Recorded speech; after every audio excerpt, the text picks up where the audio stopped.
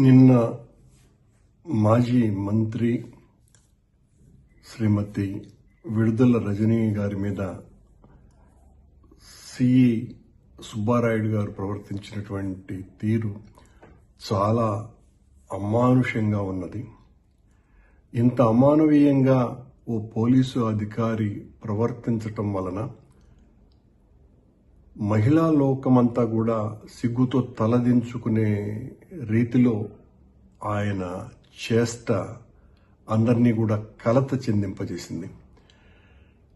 ఒక శాసనసభ్యురాలిగా, మంత్రిగా, మొత్తం ఆంధ్ర రాష్ట్రానికంతా కూడా సుపరిచితమైనటువంటి ఆవిడ మీద ఓ పోలీసు అధికారి అయ్యి ఉండి చట్ట వ్యతిరేకంగా ఆవిడ సిఐ గారు ఏంటిది అని కనీసం అంటే ఓ 30-40 సార్లు అడుగుతూ ఉంటే ఆవిడకు సమాధానం కూడా చెప్పకుండా ఆయన ప్రవర్తన తెలుగుదేశం పార్టీ అధికార గర్వంతో ఏమైనా మేము చెప్పినా చేసినా జరుగుతుంది అని పై స్థాయిలో ఉన్నటువంటి రాజకీయ నాయకుల ఒత్తిడితో సుబ్బారాయుడు గారు ఈ రకంగా ప్రవర్తించడాన్ని మొత్తం అందరూ కూడా తీవ్రంగా ఖండిస్తున్నారు. ఇది చాలా సిగ్గుపడాల్సినటువంటి విషయం. ప్రభుత్వంలో ఉండి బాధ్యతాయుతమైనటువంటి ఒక ఉద్యోగం చేస్తూ చట్టం విధులు అన్నీ తెలిసినటువంటి వ్యక్తి రాజకీయ నాయకుల ప్రాపకం కోసమని వాళ్ళ అండదండలు చూసుకొని వాళ్లకు మేళ్లు చేయించాలా అన్నటువంటి ఆలోచనతోటి సుబ్బారాయుడు గారు ఈ రకంగా చేయటంని తీవ్రంగా ఖండిస్తున్నాం. ఇలాంటి చర్యలు పునరావృతం కాకూడదు.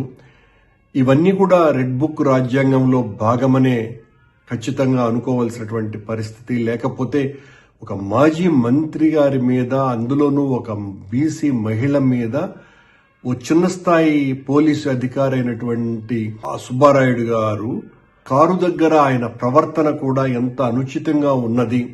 అది ఒక పోలీసు అధికారి లాగా కాకుండా ఏదో ఒక రౌడీ ప్రవర్తించినట్టుగా వ్యవహరించినట్టుగా ఉన్నదే తప్ప పోలీసు అధికారి బిహేవ్ చేసినట్టుగా లేకపోవటము, ఇవన్నీ కూడా దేనికి సంకేతాలు? తెలుగుదేశం కూటమి ప్రభుత్వం చేస్తున్నటువంటి గత 11 నెలలుగా వైఎస్ఆర్ కాంగ్రెస్ పార్టీ నాయకుల మీద, కార్యకర్తల మీద ఈ రకమైనటువంటి కేసులు బనాయించి వాళ్ల పట్ల అనుచితంగా ప్రవర్తించి భయోందోళనలు సృష్టించి ఒక భయానక వాతావరణాన్ని వైఎస్ఆర్ కాంగ్రెస్ పార్టీ కార్యకర్తలు, నాయకులు అందరిలోకి తీసుకురావాలన్నటువంటి తలంపుతోటి వాళ్ళు చేస్తున్నటువంటి కార్యక్రమాలు అన్నీ ఇన్నిగా. మొన్న కల్పన అన్నటువంటి ఓ దళిత ఎంపీటీసీ మహిళ మీద అర్ధరాత్రి 3 గంటలకు పోయి అరెస్టు చేయటము గుంటూరు జిల్లాలోనే.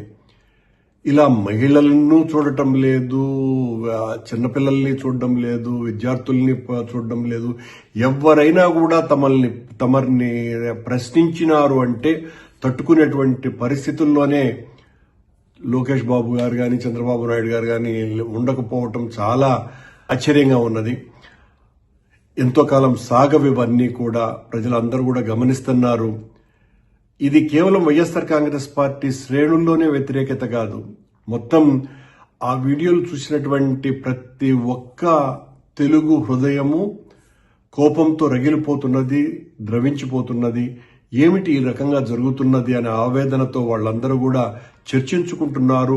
ఈ రకమైనటువంటి కార్యక్రమాలు చేష్టల వలన కూటమి ప్రభుత్వానికే నష్టం తప్ప మాకొచ్చేటువంటి నష్టం ఏమీ లేదు. ఇలాంటివన్నీ కూడా తట్టుకొని నిలబడే మేము పార్టీని నడపాలా అని నిశ్చయించుకున్నాం. మీ అగత్యాలని, అఘాయిత్యాలని, ప్రజా వ్యతిరేక చర్యల్ని నిరంతరం వ్యతిరేకిస్తూ, పోరాటం చేస్తూ, ఉద్యమాలు నిర్మిస్తూ తెలుగుదేశం పార్టీ ప్రభుత్వం ప్రజలకు ఇచ్చినటువంటి వాగ్దానాలను నెరవేర్చడానికి, ప్రభుత్వం మీద ఒత్తిడి తేవటానికి ఎన్ని విధాలైనటువంటి ప్రయత్నాలు చేయాలనో అన్ని విధాలుగా చేస్తామని, సుబ్బారాయుడు గారు లాంటి పోలీసు అధికారుల వలన మొత్తం పోలీసు వ్యవస్థకే మచ్చ వచ్చే విధంగా వ్యవహరించవద్దని పై పోలీసు అధికారులకు కింది స్థాయి పోలీసు ఉద్యోగులకు తెలియజేస్తూ ఈ కింది స్థాయి పోలీసులు ఈ రకంగా వ్యవహరించినప్పుడు పై స్థాయి వాళ్ళ మీద తగిన చర్యలు తీసుకోవాల్సిందిగా కూడా డిమాండ్ చేస్తున్నాం.